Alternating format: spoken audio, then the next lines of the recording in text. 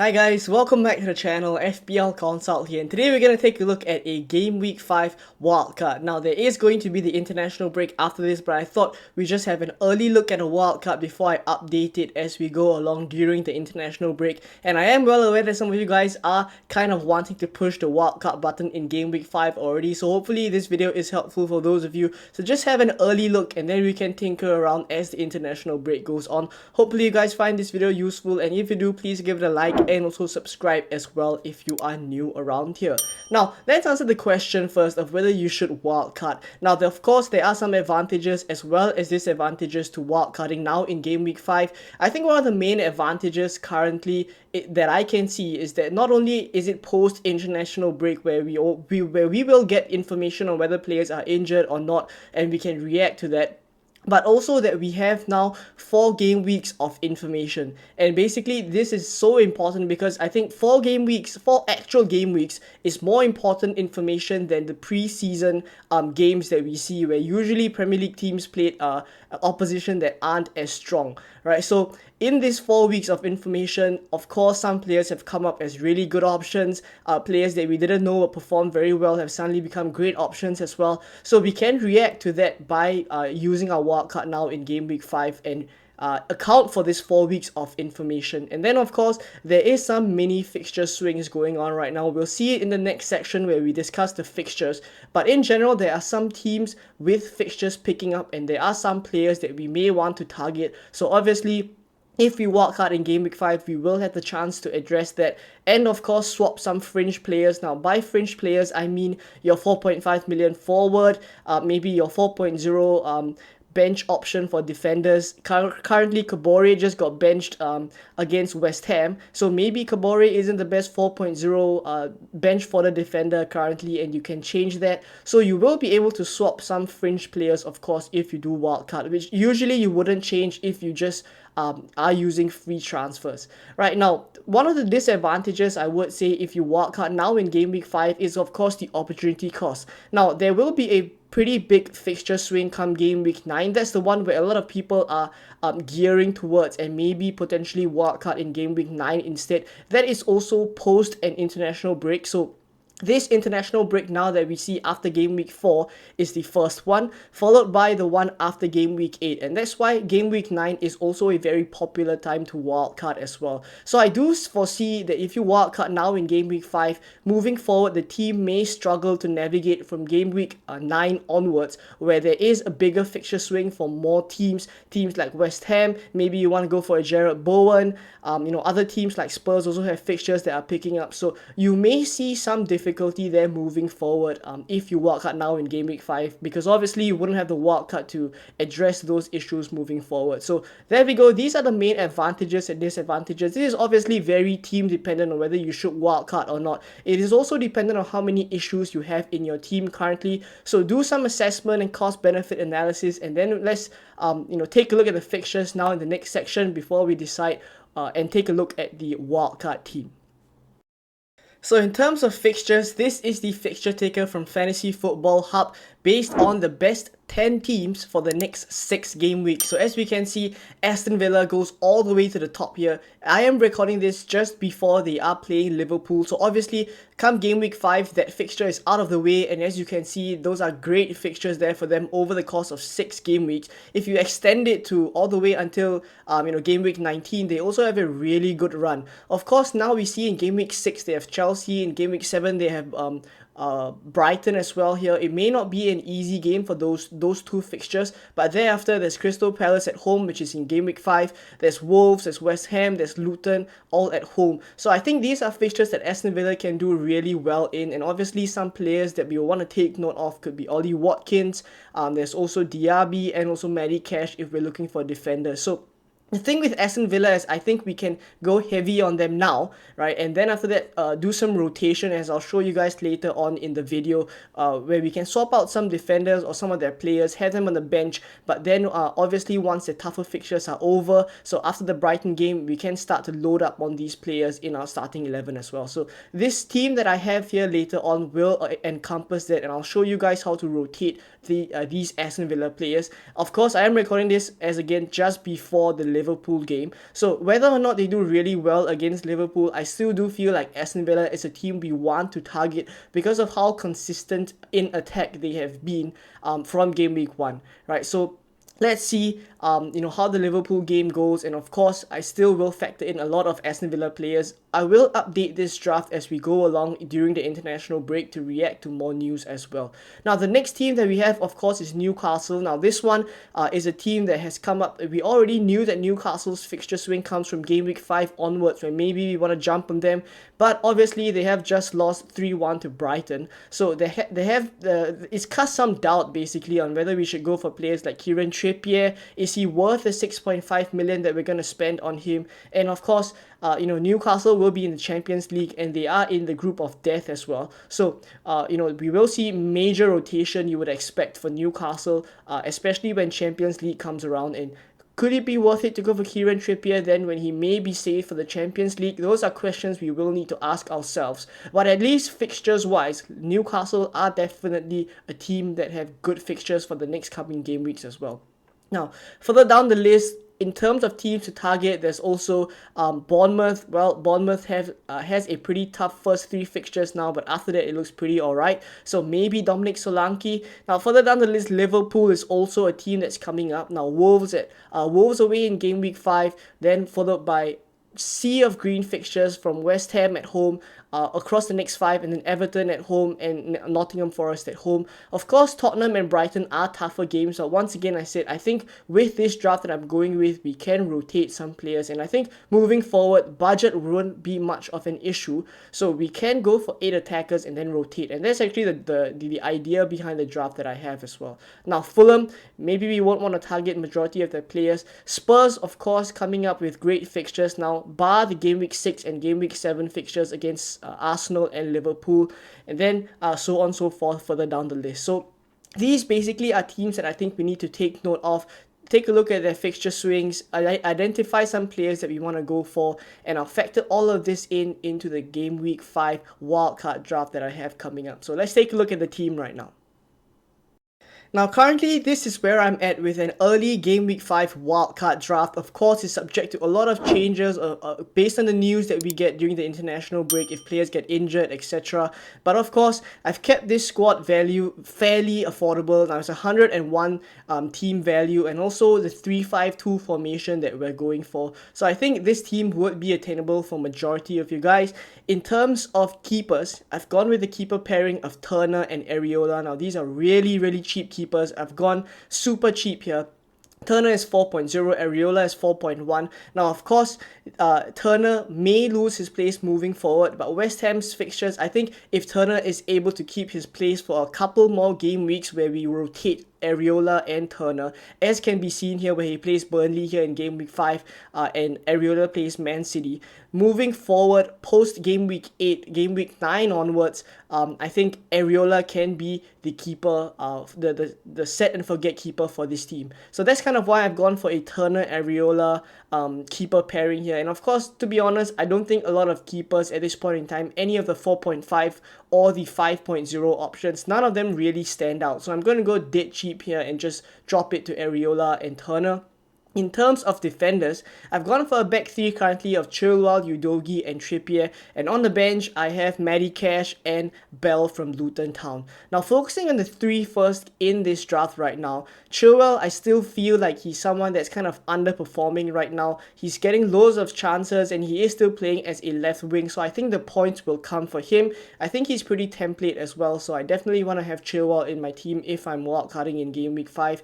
Udogie as well is coming up as someone that's getting a lot of attacking returns. In game week 4 he assisted Madison as well, and I do feel like Udogie is just a really good enabler. 4.5 million. Spurs are pretty high up the fixture ticker as we saw just now. Maybe we rotate him to the bench as well, as I'll show you guys later on when he has tougher fixtures, namely the game week 6 and game week 7 fixture against Arsenal and Liverpool for Spurs. But after that he can just come in as a regular starter for this team as well. So let's talk a little bit about Kieran Trippier now. I still do feel like if I'm wildcarding in game week 5, I would go for Kieran Trippier despite him being 6.5. Now, his numbers are decent, right? Across the first couple of game weeks, Newcastle have been playing tougher oppositions. Now, we do have to admit that they haven't been scoring as much after the first game week where they scored 5 against Aston Villa, right? After that, it's gone pretty downhill in terms of defensive performances as well as attacking performances.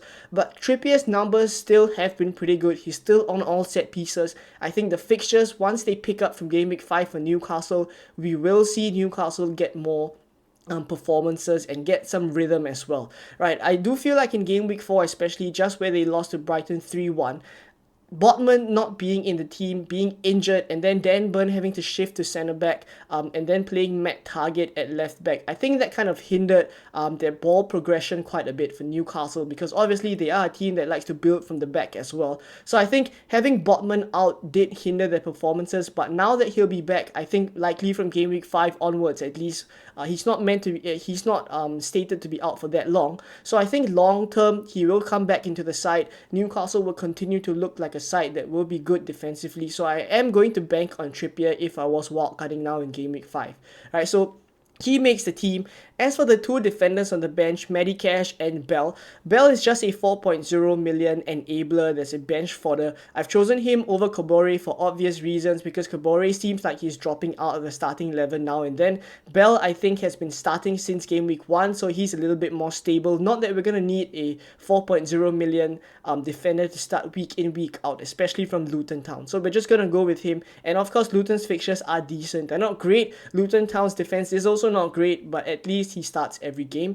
Now for Medicash, this is the more interesting one. I've gone for Medicash here because I think he rotates really well, and later on we will see as I tinker around with this team for the next couple of game weeks. Medicash is a player that I think will be a great differential, because Aston Villa's fixtures, as we saw just now, are really good, and Medicash just does have that explosive potential in the attack, right? We did see him score quite a couple of goals in game week 3, so Medicash definitely someone I will want to target on a game week 5 wildcard. Now, in midfield, I've gone for a pretty template midfield bar Diaby as well. So I'll talk a bit about the template players first. So namely Saka, Fernandes, and Mbeumo. I think these three players will still be in majority of the template teams if you are wildcarding now in game week 5. But for good reason, they're all on penalties.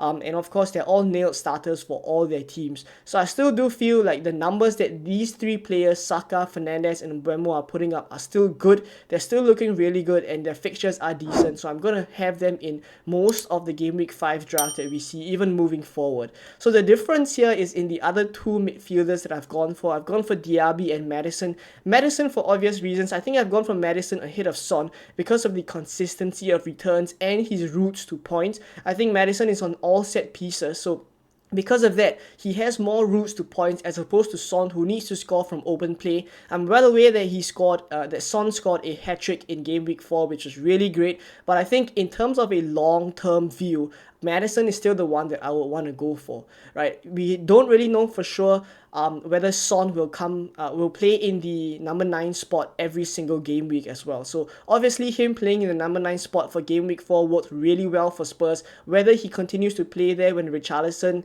comes back into the team, it remains to be seen. So I'll go a little bit safer here. I'll go for James Maddison.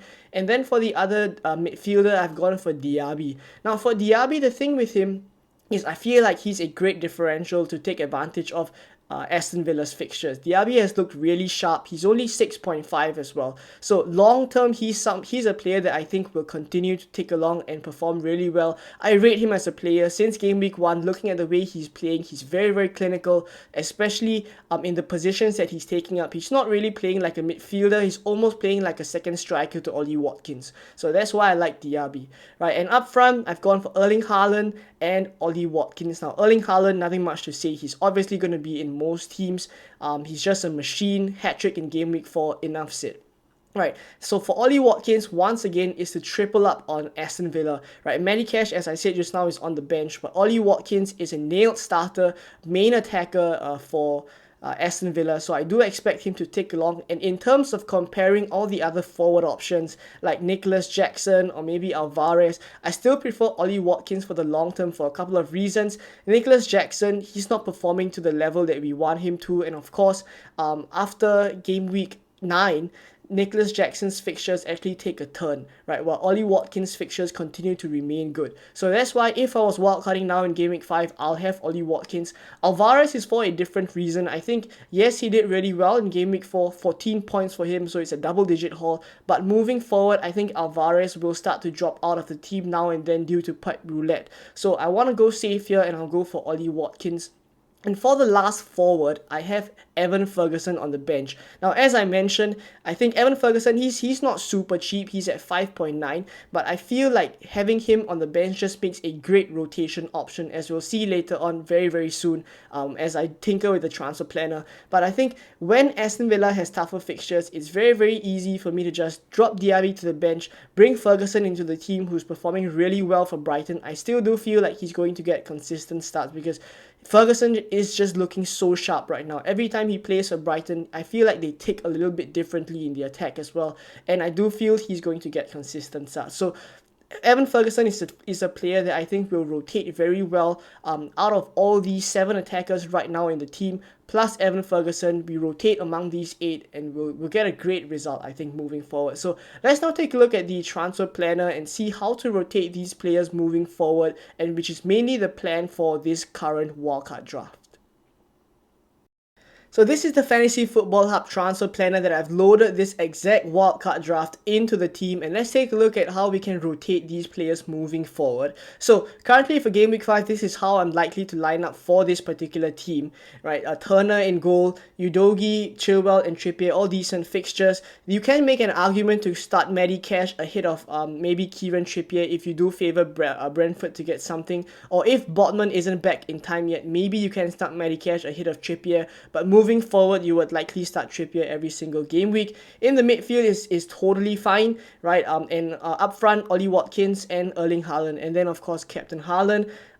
Evan Ferguson will be playing Manchester United away in Game Week 5, so we'll have him on the bench. Come Game Week 6 now, let's take a look at the team for Game Week 6.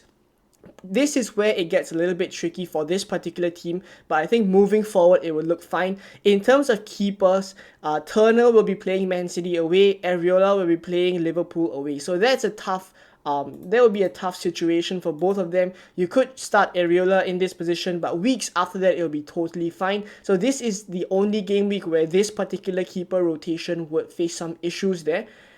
In terms of the defenders, I think this is where you can start to rotate your players. So Udogie has Arsenal away. You could start Udogie or you could start Matty Cash as well.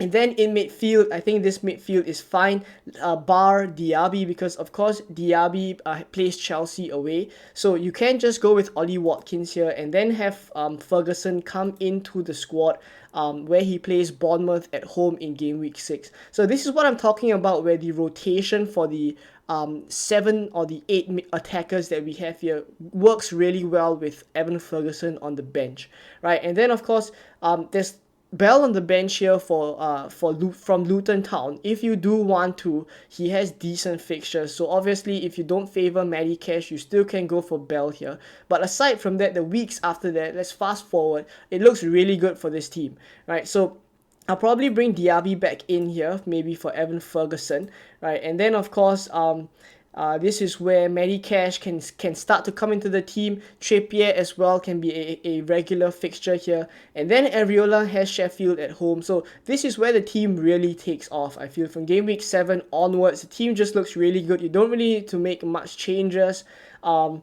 Udogie even has Luton Town here in Game Week 8. So based on the fixtures that we're looking at, you can really just rotate among the attackers and the defenders, as I mentioned. So let me know what you guys think. The Game Week 5 wildcard that I have is still looking like this currently. Of course, it's subject to a couple of changes moving forward as we get injury news, etc. during the international break. We'll adapt this wildcard. But I think this is a okay starting point. Let me know what you guys think, how your wildcard 5 draft is looking like if you are on a wildcard. But for now, thank you guys for watching, and I will catch you guys in more Game Week 5 content very soon. Bye bye.